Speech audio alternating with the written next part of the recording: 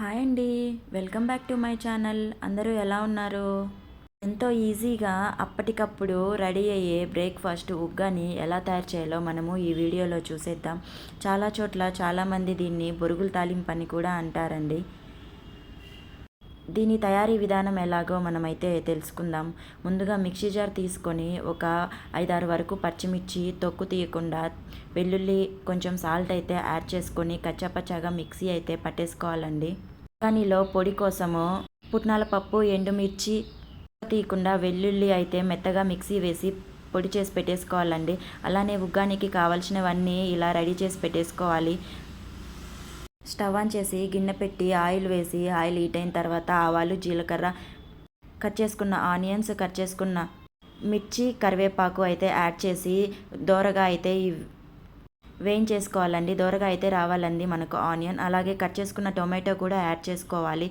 మనము కచ్చాపచ్చాగా పట్టి పెట్టుకున్న పచ్చిమిర్చి పేస్ట్ కూడా యాడ్ చేసుకొని కొద్దిగా సాల్ట్ వేసుకొని కొద్దిగా పసుపు కూడా వేసుకోవాలి.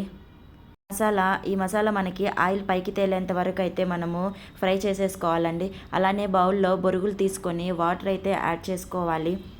నిండా అయితే వాటర్ యాడ్ చేసుకొని ఒక 10 నిమిషాల వరకు కింద నుంచి పై వరకు బొరుగుల్ని తిప్పుతూ అన్నీ సమానంగా నానేటట్టు మనమైతే బొరుగుల్ని నానపెట్టేసుకోవాలి.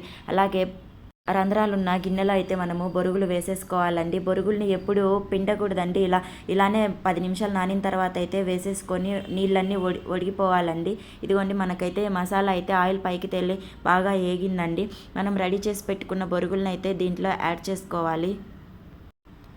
బాగా తిప్పుతూ మసాలా అంతా పట్టేంత వరకు బొరుగుల్ని అయితే బాగా కలబెట్టాలండి. అంటకుండా కింద నుంచి పై వరకు మనము బొరుగులనైతే బాగా తిప్పాలండి. అడుగు అంటిపోకుండా ఉండాలండి. అడుగు అంటితే మనకి మళ్ళీ టేస్ట్ ఉండదు. మనం రెడీ చేసి పెట్టుకున్న పొడి కూడా యాడ్ చేయాలి.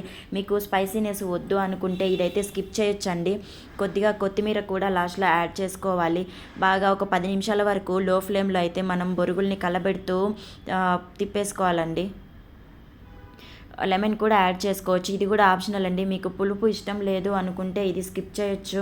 కానీ నిమ్మకాయ యాడ్ చేయడం వల్ల మనకి ఉగ్గాని అయితే చాలా టేస్టీగా ఉంటుంది. ఈ ఉగ్గానిలోకి బజ్జీ అయితే ఇంకా చాలా బాగుంటుందండి కాంబినేషను. మీరు కూడా ఖచ్చితంగా అయితే ట్రై చేయండి. వీడియో నచ్చితే లైక్ చేయండి. ఛానల్ని సబ్స్క్రైబ్ చేసుకోండి.